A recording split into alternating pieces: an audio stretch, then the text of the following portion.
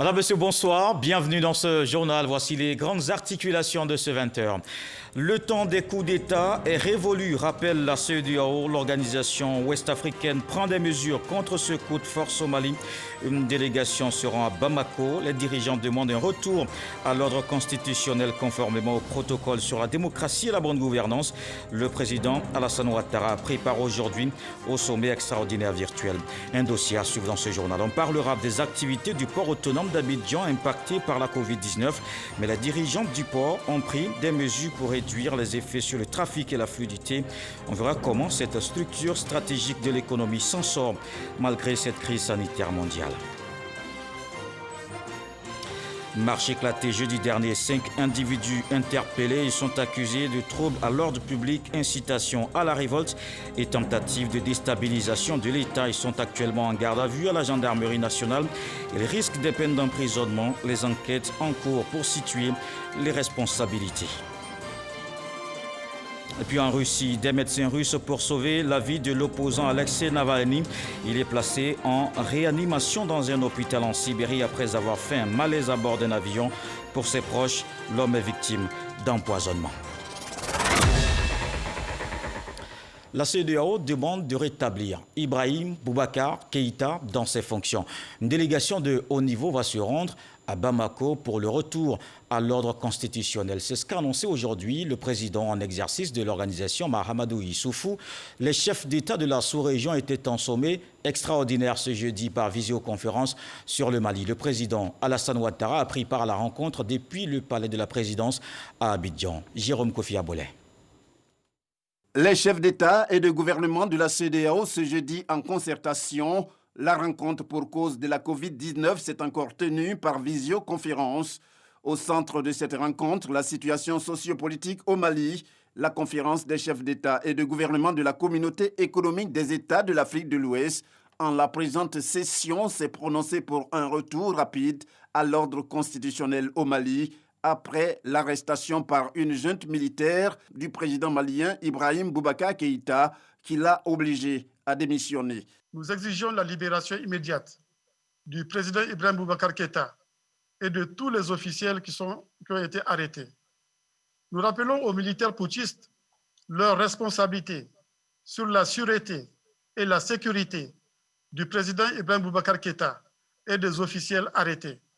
Nous demandons le rétablissement du président Ibrahim Boubacar Keïta en tant que président de la République, conformément aux dispositions constitutionnelles de son pays. Nous suspendons le Mali de tous les organes de décision de la CEDEAO avec effet immédiat. Nous demandons la mise en œuvre immédiate d'un ensemble de sanctions contre tous les militaires putschistes et leurs partenaires et collaborateurs. Nous décidons de dépêcher immédiatement une délégation de haut niveau pour assurer le retour immédiat de l'ordre constitutionnel. Nous demandons la montée en puissance de la force en attente de la CEDEAO. Nous allons donc engager des discussions avec les responsables de la junte militaire pour leur porter le message de notre communauté et leur faire comprendre que le temps des prises de pouvoir par la force est révolu dans notre sous-région. Le président de la République de Côte d'Ivoire, Alassane Ouattara, à l'instar des autres chefs d'État et de gouvernement de la CEDEAO, a pris part à cette visioconférence sur la situation au Mali. Il s'agit pour le chef de l'État ivoirien et ses pairs d'apporter leur concours pour permettre au Mali de surmonter rapidement la crise aux conséquences graves qu'il traverse. Cela conformément au protocole additionnel sur la bonne gouvernance et le respect de la démocratie dans l'espace CEDEAO. Fin donc du sommet de la CEDEAO sur le Mali présidé par Mahamadou Issoufou. L'ancien président nigérian Goodluck Jonathan est disponible pour continuer sa mission de rapprochement de toutes les positions, assure l'organisation. La CEDEAO qui a déjà pris des sanctions telles que la fermeture de toutes les frontières avec le pays et l'interdiction de toutes les transactions financières, commerciales et économiques des États membres avec le Mali. Ici, sur ce plateau, nous recevons Amani Hippo Félicien, directeur du cabinet du ministre de l'Administration du Territoire et de la Décentralisation. Bonsoir. Bonsoir. Avec vous, nous allons comprendre, sinon mieux comprendre, cette décision du gouvernement, l'interdiction hier de toute manifestation sur la voie publique. Qu'est-ce que ça veut dire exactement? Alors, je voudrais rappeler que le Conseil des ministres d'hier a pris une décision extrêmement importante. Il s'agit de la suspension des manifestations sur la voie publique. Et cette décision a fait l'objet du communiqué du Conseil des ministres et cette décision fait également l'objet d'un arrêté interministériel qu'il convient de porter à la connaissance des populations. Alors, qu'est-ce qui est autorisé? Ça veut dire qu'on peut manifester, mais comment? Alors, je rappelle les termes de cet arrêté. Il s'agit d'abord de l'arrêté interministériel numéro 804/MATED-MSPC du 19 août 2020 portant suspension des marches et autres manifestations sur la voie publique. Cela signifie quoi? Cela signifie que désormais, au terme de cet arrêté, les organisations de la société civile, les formations politiques qui veulent organiser des manifestations publiques ne peuvent plus les organiser sur la voie publique. En revanche, l'arrêté, au terme de cette disposition, autorise ces organisations à tenir leurs manifestations dans des lieux clos. Et il s'agit pour ces organisations de se conformer aux dispositions de cet arrêté qui vient d'être pris par le gouvernement. C'est une mesure, il faut le rappeler, qui court jusqu'au 15 septembre et le gouvernement annonce la question de l'état d'urgence. Est-ce que ce n'est pas une manière pour le gouvernement justement d'interdire les manifestations tout court? Alors peut-être cela nous amène à rappeler les motivations de cet arrêté. Vous vous souvenez, il y a quelques jours, nous avons eu dans certaines localités du pays des manifestations qui ont entraîné des dégâts matériels importants et même mort d'hommes. Suite à ces violences, le gouvernement a estimé qu'il fallait désormais prévenir ce type de manifestation. C'est alors que la décision de suspension est intervenue. Donc il ne s'agit pas, bien sûr, de brimer les partis politiques, mais il s'agit d'une mesure d'ordre public pour préserver les vies humaines et également pour préserver les biens publics et privés. Alors, des femmes de l'opposition entendent manifester demain, malgré cette mesure. Elles disent avoir saisi l'autorité. Vous avez reçu leur demande? Alors, dans la procédure, effectivement, la préfecture d'Abidjan est saisie à chaque fois qu'il y a des manifestations pour les autorisations ou les déclarations préalables. Pour celle de demain, vous avez reçu la demande? Alors, celle de demain, effectivement, parce que depuis quelques jours, il y a eu plusieurs reports d'ailleurs, depuis quelques jours, ces organisations ont saisi la préfecture d'Abidjan pour demander à organiser ces marches. Mais je voudrais bien insister là-dessus. Quelle est votre réponse à cette demande? Je voudrais bien insister là-dessus, et c'est d'ailleurs pourquoi je suis sur ce plateau. Ces marches ne sont pas autorisées tant qu'elles seront faites sur la voie publique. En revanche, ces marches peuvent se tenir, ces manifestations peuvent se tenir dans des lieux clos, ce qui va permettre aux forces de l'ordre, aux agents de sécurité d'encadrer ces manifestations pour qu'elles puissent se dérouler dans les conditions les meilleures et préserver la vie des personnes, préserver les biens publics et les biens privés. Avec cette nouvelle disposition du gouvernement, quelles sont les dispositions que les organisateurs désormais doivent prendre? Il s'agit de saisir les autorités administratives compétentes en la matière pour que ces marches-là, quant au lieu, soient identifiées et que ces marches soient encadrées par les forces de sécurité. Merci, monsieur. Peut-être qu'il faudrait ajouter que les organisations de la société civile et les partis politiques doivent se conformer à ces dispositions. Pour les contrevenants, l'arrêté que je viens de citer a une disposition claire là-dessus au niveau de l'article 4. Effectivement, les contrevenants vont s'exposer à des poursuites judiciaires. Merci, M. Amani Hippo-Félicien. Je rappelle que vous êtes directeur de cabinet du ministre de l'Administration du Territoire et de la Décentralisation. Merci d'être passé sur ce plateau pour nous parler de cette mesure du gouvernement, l'interdiction de toutes les manifestations sur la voie publique, décision prise hier donc en Conseil des ministres.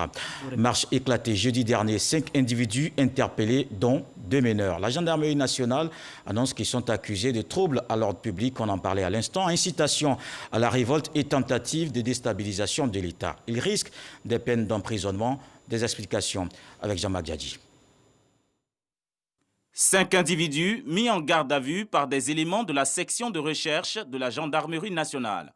Ils ont été interpellés le mercredi 12 août et au lendemain des manifestations du jeudi 13 août dernier.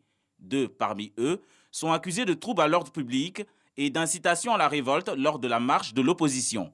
Les 3 autres ont été appréhendés après perquisition de leur domicile par les unités de recherche de la gendarmerie. Motif : tentative de déstabilisation de l'État de Côte d'Ivoire. Ils risquent tous de lourdes peines d'emprisonnement. Les enquêtes sont en cours pour situer les responsabilités.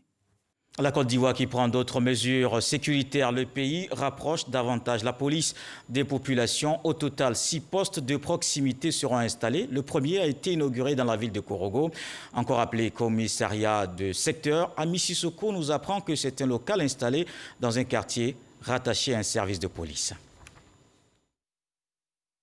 Un seul commissariat de police pour plus de 300 000 habitants à Korogo. Le deuxième est en construction. Le ratio police-population est d'un policier pour plus de 1000 habitants, en deçà du standard international qui est d'un policier pour 400 habitants. Pour combler donc ce déficit, la préfecture de police de Korogo et les autorités communales se sont engagées à créer plusieurs postes de police de proximité. Le premier d'une série de 6 prévus est inauguré. 6 postes de police à Korogo dans toute la ville, c'est assurer la sérénité, la quiétude des populations. C'est faire en sorte que les populations n'aient plus peur dans les quartiers les plus reculés. Notre objectif est de rapprocher davantage la police des populations pour permettre un maillage effectif de la ville afin de répondre avec promptitude aux besoins de sécurisation des habitants de la commune. Qui ne se sent pas en sécurité de savoir qu'il a un poste de police à moins de 5 minutes de chez lui. Il est en même temps dissuasif pour les malfrats et les malhonnêtes de savoir qu'à tout moment, la police peut être présente. Situé dans la cité Ali Kader, au quartier Soudibra à Korogo, en plus du maintien de la sécurité des personnes et des biens, ce poste servira de point d'accueil et d'enregistrement de plaintes. Il fonctionnera 24 heures sur 24. Un projet financé par la mairie à près de 90 millions de francs CFA pour le bonheur des populations. Encore appelé commissariat du secteur, le poste de police de proximité est directement rattaché au commissariat de police. Il est composé d'un box et est doté d'engins roulants pour faciliter la mobilité des agents. Des mesures de renforcement de sécurité dans le domaine du transport urbain aussi. Le gouvernement innove bientôt une ligne express de bus Yopougon-Bingerville. L'objectif est de faciliter le déplacement des populations. Le projet pour desservir le long de ce corridor expliqué aux acteurs. Le ministère des Transports veut impliquer tous les acteurs, les transporteurs, membres du Haut Conseil. Lancine Bakayoko.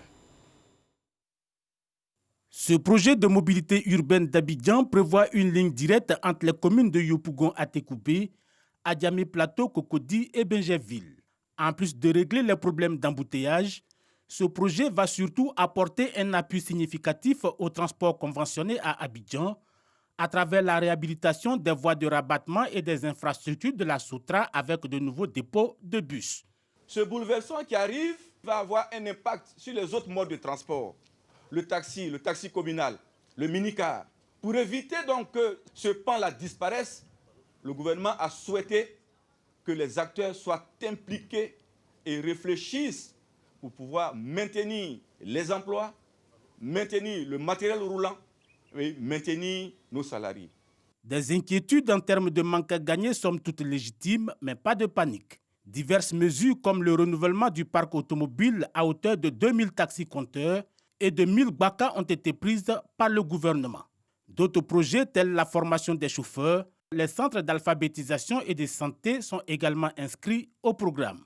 La réussite de la mise en œuvre de ces différentes actions nécessite une collaboration étroite avec les acteurs concernés pour que chacun bénéficie de ce qui est prévu dans le cadre du projet. Une amélioration de la mobilité à Abidjan de l'ordre de 20% pourrait faire bondir la croissance économique du pays d'au moins 1%, tout en assurant une professionnalisation du transport artisanal. Si le transport véritablement se métamorphose et change et évolue positivement, ça va tirer encore l'économie et donc on pourra partager les richesses et chacun pourra être un peu plus à l'aise. Avec la ligne express Yopougon-Bingerville, les temps de déplacement seront réduits drastiquement et 600 000 emplois supplémentaires deviendront accessibles en moins d'1 heure. Puisqu'on parle de transport, n'oublions pas, sortons avec nos masques car la Covid-19 est toujours présente. Il faut continuer de respecter les mesures de lutte contre la pandémie.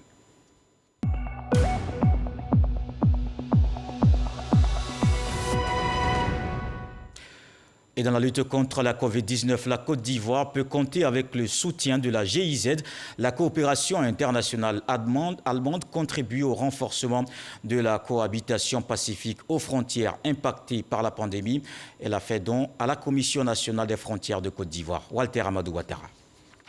On dénombre 397 villages ou campements, dont 341 points de passage non officiels. Dans ce contexte, la Commission nationale des frontières de la Côte d'Ivoire, CNFCI, enregistre une recrudescence de foyers confligènes aux frontières du Burkina Faso, du Mali et de la Guinée. Pour apporter une réponse à cette situation, la Commission nationale des frontières de la Côte d'Ivoire a initié le projet Sensibilisation à la cohabitation pacifique et formation à la lutte contre la COVID-19 avec remise de kits sanitaires aux populations dans les zones frontalières. Le projet est soutenu par la République fédérale d'Allemagne à travers le GIZ. Ce projet vise à renforcer la sécurité physique et sanitaire ainsi que la paix dans les zones frontalières de la Côte d'Ivoire. C'est un coût global de 47 17 000 francs CFA consacré à 3 grands chapitres: sensibilisation et communication sur la COVID-19, formation à la cohabitation pacifique et aux gestes barrières et acquisition de matériel et équipements. Au nom du GIZ, l'ambassadeur de la République fédérale d'Allemagne en Côte d'Ivoire remet ainsi des kits sanitaires à la Commission nationale des frontières. Je tiens à réitérer une fois de plus mes sincères félicitations à l'État ivoirien pour tous les efforts consentis et les initiatives prises dans le cadre de lutte contre le Covid-19, efforts qui ont débuté à donner de bons résultats. En témoigne la situation actuelle du point de lutte contre cette maladie. Doropo, Kanyasso, Mbengue et Kong constituent entre autres les chefs-lieux des localités bénéficiaires de ce projet. La Covid-19 impacte tous les secteurs d'activité. Intéressons-nous au port autonome d'Abidjan. La Côte d'Ivoire avait engagé sa compétitivité dans la sous-région. Le 21 février 2019, c'était l'inauguration du canal de Vridi élargi et approfondi. Un an après, c'est la crise sanitaire, couvre-feu, confinement du Grand Abidjan, fermeture des frontières. Cet outil stratégique pour l'économie connaît une baisse des activités. Le port s'en sort grâce aux dispositions prises. Mais comment ce poumon de l'économie vit la pandémie? C'est ce que nous allons voir dans ce dossier de Noël Agneau. Astarosa Cissé gère le terminal à conteneurs du port d'Abidjan, dit port moderne. Un port moderne, c'est un port qui a des cadences de déchargement élevées. Nous sommes aujourd'hui à 60 mouvements heure, c'est-à-dire que dans une heure, nous manipulons 60 conteneurs. Le terminal à conteneurs, c'est 45% des activités du port d'Abidjan. Un port prisé par les armateurs en raison des avantages comparatifs de la Côte d'Ivoire. Nous exportons énormément grâce aux campagnes successives du cacao, du cajou, du coton, de la mangue, de la banane. Et c'est ce qui nous permet de pouvoir avoir deux touchés et que l'escale d'Abidjan soit une escale prisée. Offrir deux touchés, c'est bien, mais élargir le canal de Vridi, l'approfondir pour rendre le port accessible aux navires de la nouvelle génération est mieux. Il s'agissait donc de créer des infrastructures à même d'accueillir des grands navires, des navires aujourd'hui qui font 16 mètres de tirant d'eau, alors que les quais du port ne peuvent accueillir que des navires de 11 mètres 50 de tirant d'eau. Quand ce canal approfondi et élargi est inauguré le 21 février 2019 par Feu Amadou Gon Coulibaly, Premier ministre, le port reprend sa place de port de référence sur la côte ouest africaine. Un repositionnement contrarié par la pandémie du coronavirus dès février 2020, soit un an après. Le commandant de bord s'est engagé à maintenir le cap. Évidemment, on voyait qu'il y avait de la frayeur, mais pas de panique. Et aujourd'hui, je pense qu'on est rassuré du fait qu'il ne s'agit pas d'avoir de la panique particulière. Il s'agit plutôt, dans ces moments particuliers, là, de s'organiser à sauver des vies tout en maintenant une économie fonctionnelle au minimum pour assurer les arrières et permettre une reprise après le Covid.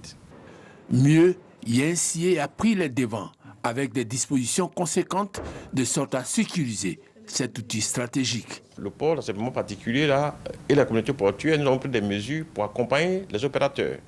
Ainsi, pendant les périodes difficiles, tout ce qui rentre dans le port et qui va avoir des difficultés en termes de temps de passage, nous avons exonéré, le port a renoncé à des ressources justement pour permettre à ce que les choses se fassent dans de bonnes conditions. Travailler à oxygéner le poumon de l'économie ivoirienne. 85% des échanges commerciaux de la Côte d'Ivoire avec l'extérieur a l'effet de lui éviter le stade sévère de la pandémie à coronavirus. Voilà le principal défi à relever par la communauté portuaire. Le terminal à conteneurs, le cœur des activités d'import et d'export, s'est donné les moyens de sorte à garantir des prestations de services conformes aux besoins et attentes des clients. Nous avons adapté nos horaires de travail pour pouvoir aménager les horaires de shift et réduire le nombre de personnes dans les bureaux. Malgré les mesures restrictives de couvre-feu, nous avons été accompagnés par le gouvernement pour continuer à travailler de jour comme de nuit, y compris les dockers pour lesquels nous avons aménagé les horaires de shift. Nous les avons transportés pour pouvoir assurer la distanciation sociale. Nous avons loué des bus complémentaires. Nous avons assuré les repas sur place. Le pendant du maintien de la qualité des services avec le Covid-19, la fluidité du transit des marchandises sur le périmètre portuaire. À ce niveau, une synergie d'action a favorisé la célérité des activités d'importation et d'exportation. Dans le cadre du coronavirus, par exemple, les envois de secours, les matériels, les équipements sanitaires, tout ce qui est gants, tout ce qui est gel hydroalcoolique, tout ce qui est masque constitue des produits prioritaires. Alors, dans le cadre des mesures que nous avons prises, l'importateur a la possibilité d'enlever ces marchandises sous palin. La deuxième mesure, en ce qui concerne l'allègement des formalités de dédouanement, porte sur les déclarations. À l'origine des performances enregistrées, le télétravail ou l'exploitation efficiente des nouvelles technologies de l'information et de la communication. Cette pandémie aussi nous a fait prendre conscience qu'on peut gagner en productivité avec l'outil informatique. C'est ainsi qu'en peu de temps, nous avons pu faire en sorte que 70% de nos collaborateurs puissent travailler à distance depuis leur domicile et continuer à avoir accès à l'information pour continuer à servir le client. Plus de 5 mois après, quels sont les impacts sectoriels et généraux? La maladie nous a montré qu'effectivement, on pouvait ouvrir les vannes et puis avoir de bons résultats. Les ports prennent un coup. Effectivement, nous avons eu des baisses. Une baisse d'abord qui partait de 11% au mois d'avril. À fin mai, nous étions environ il y avait un peu de rattrapage, il y a eu à 7%. Mais globalement, le trafic a connu une baisse de l'ordre de 7% en mai. Et nous espérons un rattrapage. Une chose est sûre, le Covid-19 fait désormais partie intégrante de l'environnement des activités socio-économiques. S'accommoder de son existence est le nouveau défi à relever. Donc le Covid, on vivra avec, on modernisera le port pendant ce temps-là pour que la fin Covid, le port soit un ressort important pour la résilience de l'économie ivoirienne et permettre à la Côte d'Ivoire de continuer son développement. En attendant d'avoir une lisibilité sur les impacts de la crise pour l'exercice 2020, le port a enregistré une bonne performance en 2019 avec une croissance de 7%. Ainsi, le trafic global de marchandises est passé de 24 177 261 tonnes en 2018 à 25 827 167 tonnes en 2019. Le dossier de ce soir avec Noël Niagno, on a vu comment le port autonome d'Abidjan vit la pandémie de Covid-19. L'actualité politique ce soir, dans 2 jours, le samedi 22, c'est l'investiture du candidat du RHDP. Le directeur exécutif du parti continue la mobilisation. Adama Bictogo, qui attend 100 000 personnes au stade Félix Houphouët-Boigny d'Abidjan, a rencontré des militants. Alexis Ouedraogo. Dernière tournée de mobilisation autour de la cérémonie d'investiture de son candidat. Ce samedi 22 août, le directeur exécutif du RHDP fait tomber la veste. Mercredi soir à Yopougon ou à Sakara, les militants le lui ont bien rendu.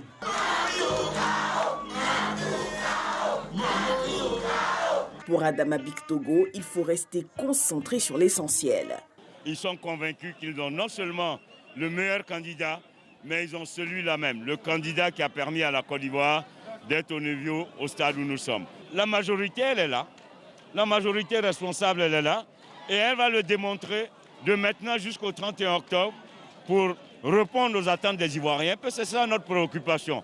Comment améliorer encore plus chaque jour le bien-être, le quotidien des Ivoiriens. Autre rendez-vous ce jeudi en fin de journée à Abidjan Sud, au foyer des jeunes de Koumassi. Aux côtés des coordonnateurs régionaux de Port-Boué et Koumassi, dernier réglage de l'organisation, le directeur exécutif dit toute sa fierté. Il parle, nous on avance. Le 22 août, au Félicia,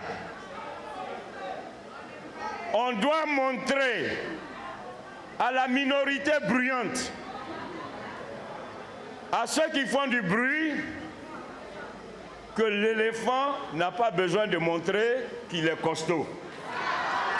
Mais quand il fait un pas, c'est un vrai pas. C'est nous qui avons demandé à Alassane Ouattara d'être candidat. C'est pas lui qui nous a demandé, c'est nous qui avons demandé à Alassane Ouattara d'être candidat. On l'aime pas, il est le meilleur. Le parti attend un peu plus de 100 000 personnes pour sa convention d'investiture ce samedi. Et comme on le voit, c'est la mobilisation des militants pour la convention de samedi. Le directeur exécutif sur le terrain. Les responsables locaux du RHDP aussi en tournée à Abidjan Sud. Ils étaient dans les communes de Port-Boué, Koumassi, Marcory et Treichville avec Mamadou Kwasi. La coordination régionale RHDP de Port-Boué veut battre le record de mobilisation lors de la prochaine convention d'investiture de son candidat. Les militants l'ont exprimé au ministre Ibrahima Cissé Bakongo, premier responsable du parti pour le compte d'Abidjan Sud, et cela au cours d'une rencontre de mobilisation tenue au siège du RHDP de Port-Boué. Pour le ministre Siandou Fofana, coordonnateur régional du RHDP de Port-Boué, cette convention est la concrétisation d'une volonté exprimée depuis des semaines. Population de Port-Boué, comme des fourmis envahissant le stade, pour que Abidjan Sud magnifie le chef et démontre à la face du monde que Alassane Ouattara n'a pas usurpé son titre, mais qu'il demeure encore là-bas et qu'il est véritablement le leader. Le ministre Ibrahima Cissé Bakongo, premier responsable du RHDP pour le compte des communes de Port-Boué, de Koumassi, de Marcory et de Treichville, se dit heureux de l'engouement suscité par la candidature du président Alassane Ouattara auprès des populations. C'est pourquoi il exhorte les militants à investir le stade Félix Houphouët-Boigny le samedi prochain. Nous allons donc démontrer le samedi que la majorité se trouve du côté de ceux qui veulent la paix. La majorité se trouve de ceux qui veulent le maintien des acquis de la gouvernance actuellement en place. C'est ce défi que nous voulons relever, faire en sorte qu'à partir du 22 août, on se dise que l'affaire est pliée. Avant l'étape de Port-Boué, c'est la délégation régionale RHDP de Koumassi qui a été visitée. Ici également, Ibrahima Cissé Bakongo a invité les militants à dépasser le quota des 20 000 places accordées à la zone d'Abidjan Sud. Assurance lui a été donnée par les militants qui entendent ainsi traduire cette volonté le 22 août prochain, mais également le 31 octobre prochain pour faire élire le président Alassane Ouattara pour un nouveau mandat. En culture, on a tiré le frein à main. Plus d'activités culturelles en raison de la Covid-19. Les artistes passent des moments difficiles, des difficultés exposées à la ministre Raymond Goudou Kofi à Salfo et plusieurs de ses collègues appellent à l'aide. Issa Tionayeo. Du fait du coronavirus, les professionnels de l'art en Côte d'Ivoire ont vu leurs revenus baisser par manque d'activité. Face à cette situation, ils ont sollicité et obtenu une rencontre avec le ministre de la Culture et de la Francophonie, Raymond Goudou Kofi. Nos spectacles ont été bloqués, nos festivals ont été annulés ou reportés, nos tournées internationales comme nationales ont été ajournées. Et aujourd'hui, je peux vous dire que le monde de la culture, à l'instar de tous les autres pays, a subi les lourds tributs de cette pandémie. Alors nous venons tout sagement auprès de vous solliciter votre intervention auprès du gouvernement, auprès du président de la République, afin que notre cri d'alarme soit entendu. Pour un accompagnement qui relève, bien entendu, de la discrétion de son Excellence, Monsieur le Président de la République, nous allons donc, bien entendu, après votre courrier, transmettre cela à notre chef du gouvernement, qui lui, bien entendu, selon le contenu, pourra, bien entendu, le transmettre donc au Président de la République. La ministre Raymond Goudou Kofi a par ailleurs invité les artistes à faire usage du fonds mis à leur disposition pour créer. En religion, le père Augustin Brou a 25 ans de sacerdoce. Des témoignages pour saluer les actions du curé de la paroisse Saint-Jacques des Deux-Plateaux, un quart de siècle au service de Dieu qu'il entend continuer dans l'évangélisation. Le reportage de Grace Kando. La mission du prêtre se résume en ce triptyque: enseigner, gouverner et sanctifier le peuple de Dieu à travers l'annonce de l'évangile et la célébration eucharistique. Voici 25 ans que le père Augustin Brou a décidé de s'engager à la suite du Christ. À cet effet, une messe d'action de grâce à la paroisse Saint-Luc des 220 logements, sa paroisse d'origine. 25 ans, ce n'est qu'une étape. Je prie Dieu pour qu'il me donne encore assez de vie, assez de temps, pour que je puisse annoncer à temps et à contre-temps le message qu'il me donne de proclamer. Cette messe d'action de grâce a vu la participation de plusieurs fidèles venus d'autres paroisses et confessions religieuses. Je prie Dieu afin qu'il soit toujours élevé, afin qu'il continue bien sa mission et qu'il l'amène à bien. Parce que la vie de prêtre n'est pas souvent facile et bon, on lui souhaite beaucoup de bonheur. 25 ans d'abord, c'est le quart de siècle. C'est un âge mémorable et à fêter. Vraiment, nous sommes heureux pour le Père Augustin. C'est important pour la vie d'un homme, surtout au service de Dieu. Cela devrait pouvoir nous inspirer.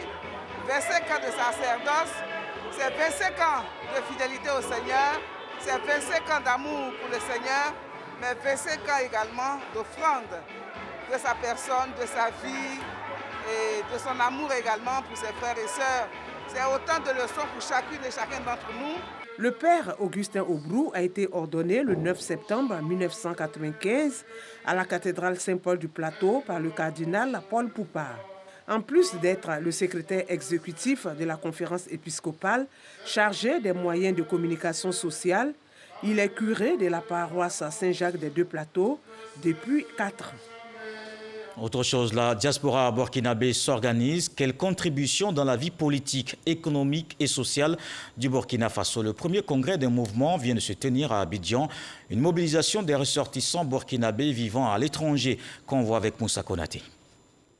Les Burkinabés vivant à l'étranger s'organisent pour participer au rayonnement de leur pays. Réunis ce jour à Abidjan pour le premier congrès du mouvement politique C'est le Moment.